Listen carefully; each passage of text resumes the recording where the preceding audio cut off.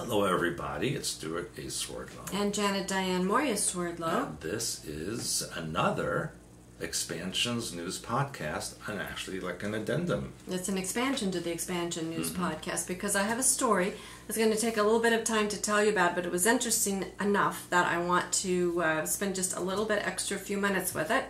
So this one, I've titled it Using Tarot Cards. Are tarot cards a pathway to the astral realm? Now, in the New Age, they want you to think that astral is really wonderful, but Stuart and I both teach you that that really is the playground of the demons, and all bad kind of entities, aliens, government technology. Right, animal mind, and that's what the global handlers are trying to push down into this reality to keep you from reaching higher and deeper into your own source. So, this is about tarot cards, and it's really a very interesting story that somebody sent to me. But as I said, I feel that it's important enough that I wanted to give it its own little time slot. Okay. So, this story in particular talks about tarot and saying, is this the revival thanks to Brexit, Trump, and Dior?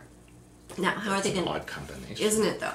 So, apparently in 2016, Christian Dior approached the Mother Peace Tarot card creators and developers with a proposal because they wanted to create a collection inspired by the tarot card deck. Now, we all know, because I report on the fashion industry all the time, that if they're doing something, they're making some kind of a visual statement.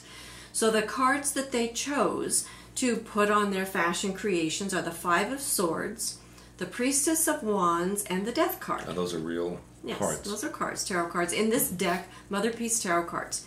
So, according to the owners, that after this happened, their sales went up 268%, wow, which was the biggest spike for the firm in almost 40 years.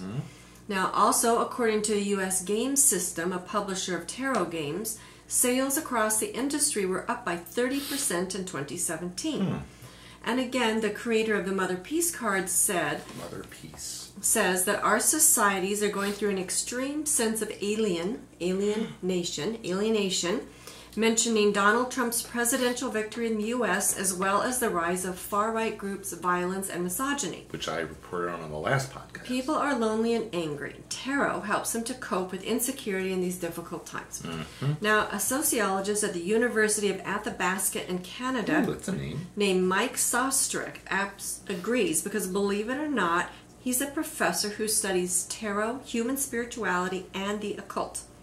He says when we were younger, change used to be much slower and gradual. Now the world is changing at a more rapid pace than ever. And I think that's a box that they're trying to put people in because the world's always been changing quickly. Just depends. Everything is relative, but it does change quickly. He said, this leads us to a time of crisis and drives people to seek big answers for big questions. Through tarot, people can mimic a sense of control.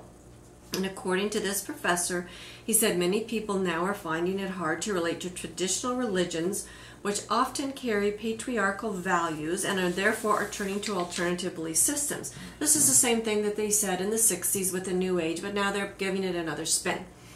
Now, one example of this, according to this article, is a group called Magic Resistance, which I've heard of. Every month, self-identifying witches gather to cast mass spells on Donald Trump, and they use tarot to assist them in the task. They commonly use what's called the Tower card, which depicts a solid tower being struck by lightning and flames emerging from small windows at the top. A New York-based designer and witch named Tina Gong, I don't know if that's a real name or not, says the rise of tarot has everything to do with our current political and socio-economic environment. It's funny how they're taking one thing and linking it to so many things. She combines her love of witchcraft and her coding skills to create a tarot app as well as an online tarot school. And then she describes the majority of her users as young females who no longer want to be, quote, good girls. So again, they're trying to... So they're hoes. Well, she says, this is her quote, they see tarot as a tool for political resistance. And the witch, this is also very fascinating to me, because she says, the witch symbolizes everyone that has been an other. So what is an other, right? I don't know. So she goes on, and that has no place or control in the world, such as women, people of color, and the LGBTQ movement. That's what she means. So that means everybody except for white straight males. She has said everybody's an other except for white straight males. Really? That's what she says. Reading tarot is to take this otherness that was used to exclude us, to shame us, and to celebrate it instead. Now, back to our sociologist, Mike Sosterek, explains that the tarot, a deck of 78 playing cards with 4 suits, emerged in Italy in the 15th century and has no mystical roots. No. Now, I will tell you that tarot actually began with the well-intentioned people. And they did that to hide their religious or spiritual belief system. But I think it started long before that. Yes, they used it.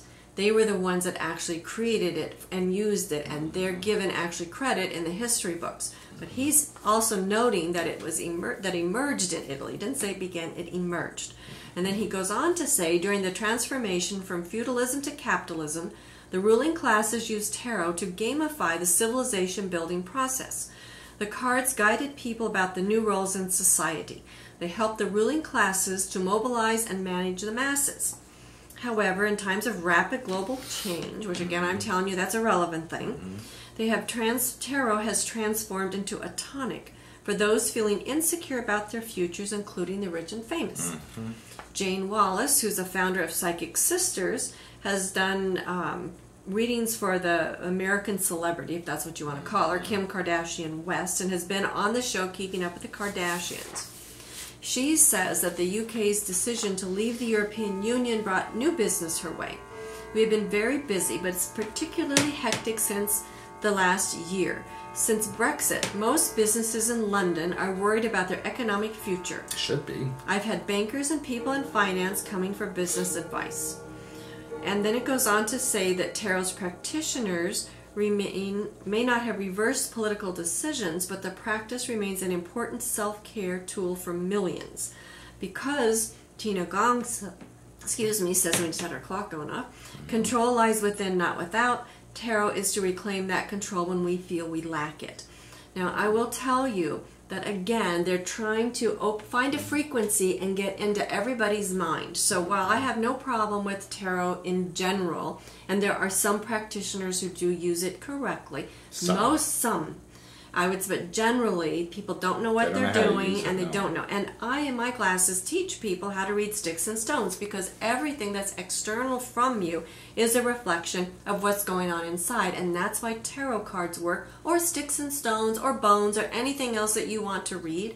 So it's really not that difficult, and that's what we teach in our classes. We teach you about how to understand your dreams, because that talks to you about what's going on in your life. We teach you about how you set up your home, what clothes you wear, how you speak, the words. We tell everything is a reflection, and therefore tarot is a reflection. So, let me want to make sure that I have everything in here.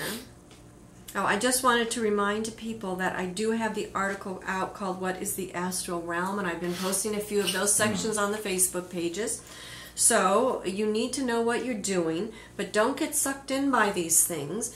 Think about what you're doing and why, and the best tool you have is always your mind. So I want to remind you, these are some of the best books that you can have for basics, okay? Hyperspace Plus, Healing Archetypes and Symbols, my affirmations book, Decoding Your Life. This is all about deciphering what the outer is so you can understand your inner, and when you understand your inner, you can change the outer. You did the webinars on I did the webinars on that, and then of course Hyperspace Helper is a very, very basic, tiny little book, but it's a power-packed book. It sure is. So, with that said, I just want to remind you, please like our Facebook pages. I still have rooms on my Facebook friends page. You do not. Because I have more friends than you. You do right now. Everybody likes me better. Well, that's what they say, isn't it? What can I say? I can't help it. No, I can't help it. So anyway, I want to thank you. But again, very interesting information. So I thank you to the person who sent me the article. And before you do anything, think about it and go up and connect with your source so you know what you're doing and you not just think that you know what you're doing. There's a big difference. So take care, and we'll talk to you next time. Bye.